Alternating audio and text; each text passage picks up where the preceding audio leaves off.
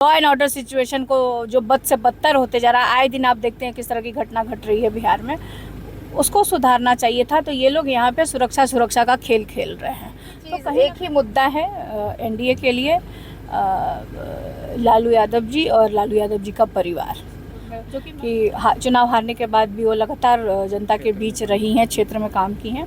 तो मुझे लगता है कि इस बार जनता उसी को चुनेगी जो प्रशांत किशोर जी बड़ी बड़ी बातें करते हैं और कहीं ना कहीं वो भाजपा की बी टीम के तौर पे यहाँ पे आए। तो पनोरमा ग्रुप, जो सोचता है वो करता है, आपके अपने सपनों का आशियाना। लालू की बड़ी लाडली मीसा भारती ने लालू यादव और राबड़ी देवी के जेड प्लस सिक्योरिटी और इसके साथ ही साथ बांकीपुर चुनाव को लेकर के बड़ा बयान दे दिया है।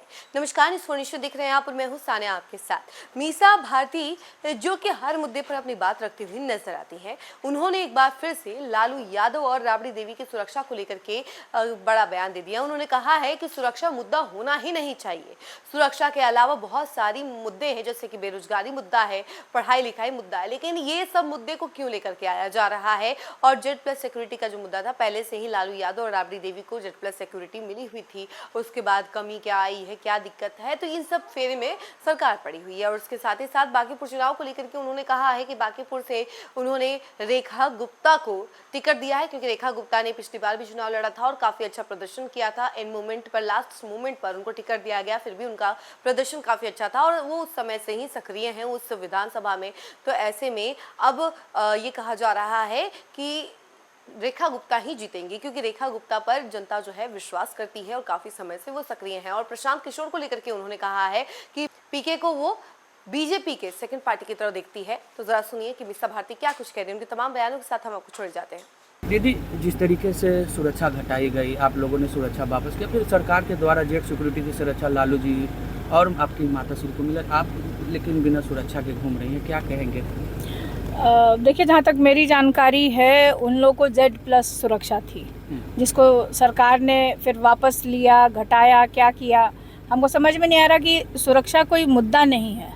मुद्दा जहाँ बिहार के बेरोजगारों के लिए रोजगार का होना चाहिए था, बिहार के जहाँ फैक्ट्री लगाने की बात होनी चाहिए थी, पलायन पे रोक लगाना चाहिए था, लॉ एंड ऑर्डर सिचुएशन को जो बद से बदतर होते जा रहा है, आए दिन आप देखते हैं किस तरह की घटना घट रही है बिहार में, उसको सुधारना चाहिए था। तो ये लोग यहाँ पे सुरक्षा का खेल खेल रहे हैं। तो कहीं ना कहीं, क्योंकि ये सब ज्वलंत मुद्दे हैं, मुद्दों से डाइवर्ट करने के लिए, मुद्दों से भटकाने के लिए ये जो एनडीए की सरकार है इस तरह की हरकत कर रही है। जिस तरीके से अपराधी, आप देखिए, एक महीने से हम लोगों ने सुरक्षा अपने अपने वापस कर दिए हैं।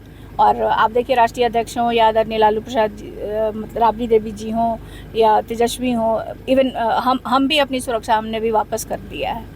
आपराधिक घटनाएं हो रही है, उस पर सरकार चुप्पी साधी हुई है, लेकिन जिस तरीके से आपको और आपके परिवार को टारगेट किया जा रहा है, कितना सही मानती हैं? देखिए, यहाँ बिहार में एक ही मुद्दा है एनडीए के लिए, लालू यादव जी और लालू यादव जी का परिवार, जो कि मैं बार मैं यही कह रही हूँ कि मुद्दा होना चाहिए था बिहार के डेवलपमेंट का, बिहार के जो बेरोजगार नौजवान हैं उनके रोजगार के लिए। बिहार में जो पलायन एक बहुत बड़ी समस्या है, फैक्ट्री लगानी चाहिए थी, उसके रोकथाम होने चाहिए थे, लॉ एंड ऑर्डर सिचुएशन बेहतर करना चाहिए था। तो इस पर कोई ध्यान नहीं है सरकार का।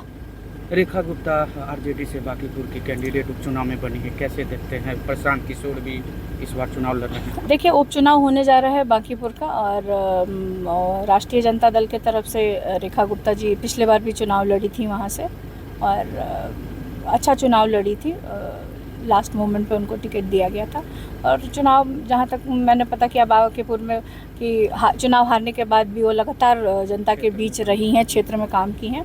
तो मुझे लगता है कि इस बार जनता उसी को चुनेगी जो उनके लिए विकास का कार्य और जो उनके सुख दुख में मौजूद रही। लेकिन प्रशांत किशोर भी इस बार खुद चुनाव लड़ रहे हैं, कितना चुनौती होगा आरजेडी के लिए? दीदी देखिए, आरजेडी के लिए कोई चुनौती नहीं है। प्रशांत किशोर जी को सब लोग जानते और समझते हैं, और प्रशांत किशोर जी बड़ी बड़ी बातें करते हैं और कहीं ना कहीं वो भाजपा की बी टीम के तौर पे यहाँ पे आए। तो हम लोग उसी नज़रिए से उनको देखते हैं।